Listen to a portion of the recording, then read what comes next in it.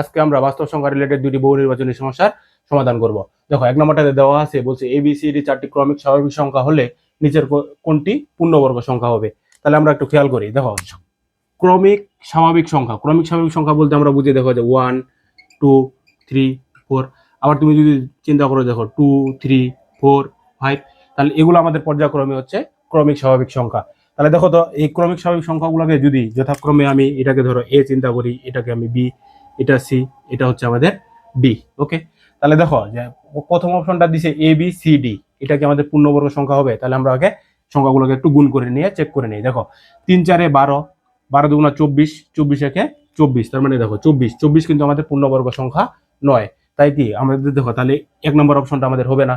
এরপরে দেখি যে গ নম্বর অপশনটা, দেখো 24 এর সাথে যদি আমি 1 যোগ করি তাহলে হয় আমাদের 25। আর আমরা জানি কি 25 একটা হচ্ছে পূর্ণবর্গ সংখ্যা, কারণ কি 5 স্কয়ার দিলে আমরা একটা পূর্ণবর্গ সংখ্যা পাবো।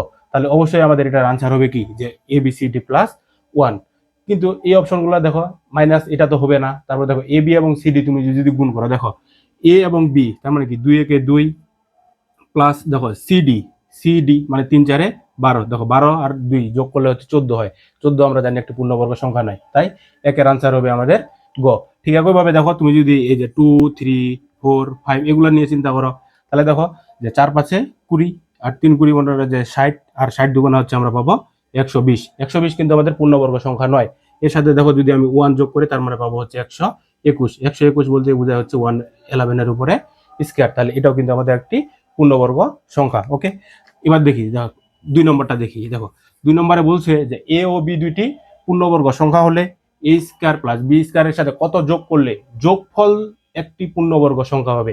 তাহলে দেখো তো, যদি যোগফল পূর্ণবর্গ সংখ্যা চিন্তা করি, দেখো এ প্লাস বি এর পূর্ণবর্গ আমরা চিন্তা করবো, তার মানে কি A plus B whole square. তাহলে দেখো A plus B whole square সমান সমান আমরা লিখতে পারবো A square plus 2ab plus B square. Okay, এটাই আমাদের বলছে। দেখো যে এ ও বি দুটি পূর্ণ সংখ্যা হলে এ স্কয়ার প্লাস বি স্কয়ারের সাথে কত যোগ করলে যোগফল একটি পূর্ণবর্গ সংখ্যা হবে। অতএব তাহলে দেখো যে এ স্কয়ার এবং বি স্কয়ারের সাথে যদি আমরা 2ab যোগ করি, তাহলেই কেবল সংখ্যা দুটির যোগফল পূর্ণবর্গ সংখ্যা হবে। অর্থাৎ এর সাথে আমরা যুক্ত করব 2ab। আশা করি সবাই বুঝতে পারছি।